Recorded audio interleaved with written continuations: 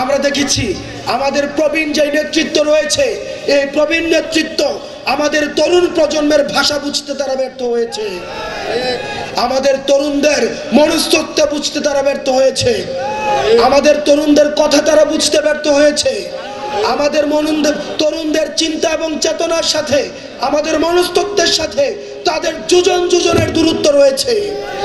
প্রবীণরা যেখানে চিন্তা করে মোবাইল চালানোই হচ্ছে ধ্বংসের কারিগর, আমরা দেখেছি এই সোশ্যাল মিডিয়ার মাধ্যমে আমাদের এই যে গণ অভ্যুত্থানের সেটার সূতিকাগার তৈরি হয়েছিল। প্রিয় সহযোদ্ধা, আপনাদেরকে মাথায় রাখতে হবে আমাদের তরুণ প্রজন্মের মধ্যে যে রাজনৈতিক সচেতনতা তৈরি হয়েছে, যে অকুতু ভয় আমাদের মধ্যে একটা নেচার তৈরি হয়েছে, সেটা আমাদেরকে ধারণ করতে হবে, সেটা আমাদেরকে ধরে রাখতে হবে। প্রিয় সহযোদ্ধা, আপনারা দেখেছেন আমাদের প্রবীণ যে রাজনীতিবিদরা তারা ছিলেন আপোষকামী। আমরা দেখেছি, আমাদের কাছে খবর আছে কারা কারা গত 3টা নির্বাচনে খুনি শেখ হাসিনার সাথে আপোষ করেছে।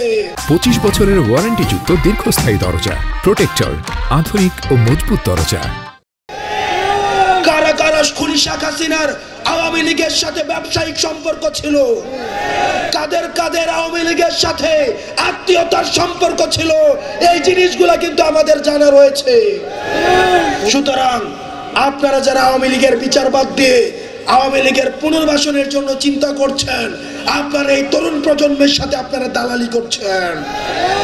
প্রিয় সহযোদ্ধা, আপনারা দেখছেন আমাদের ক্রিয়াশীল যে রাজনৈতিক দলগুলো তারা খুনি ফ্যাসিস্ট শেখ হাসিনার বিচার নিয়ে তাদের মধ্যে আমরা কোনো কথা দেখি না। আমরা দেখি আগামী নির্বাচনে আওয়ামী লীগ থাকবে কি থাকবে না সেটি নিয়ে তাদের মধ্যে আলাপ আলোচনা হচ্ছে, কিন্তু আওয়ামী লীগকে কিভাবে নিষিদ্ধ করা যায় সেটি নিয়ে তাদের মধ্যে কোনো আলাপ আলোচনা নাই।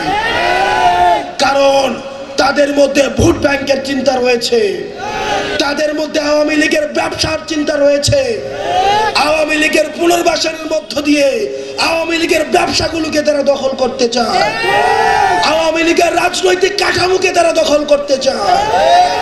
আমরা তরুণ প্রজন্ম স্পষ্টভাবে বলতে চাই, তারা ৭১ পরবর্তী সময়ে ৯০ পরবর্তী সময়ে আমাদেরকে যেই বাংলাদেশ দিতে ব্যর্থ হয়েছে, আমরা সেই বাংলাদেশ উপহার দিতে চাই, যেই বাংলাদেশে প্রত্যেকটা মানুষ নাগরিক হয়ে উঠবে, যেই বাংলাদেশে প্রত্যেকটা মানুষ নাগরিকের যে অধিকার রয়েছে সেই অধিকার নিয়ে গর্ব করে বাংলাদেশে বাঁচতে পারবে। সেই পর্যন্ত আপনারা ভালো থাকবেন, সুস্থ থাকবেন, আমরা যেন একটি 24 পরবর্তী একটি আদর্শ বাংলাদেশ গড়তে পারি, সার্ভিস ওরিয়েন্টেড বাংলাদেশ গড়তে পারি, এবং সেখানে সবার অংশগ্রহণ কাম্য। ও ইনকিলাব জিন্দাবাদ, মুজিববাদ মুর্দাবাদ। আসসালামু আলাইকুম ওয়া রাহমাতুল্লাহ।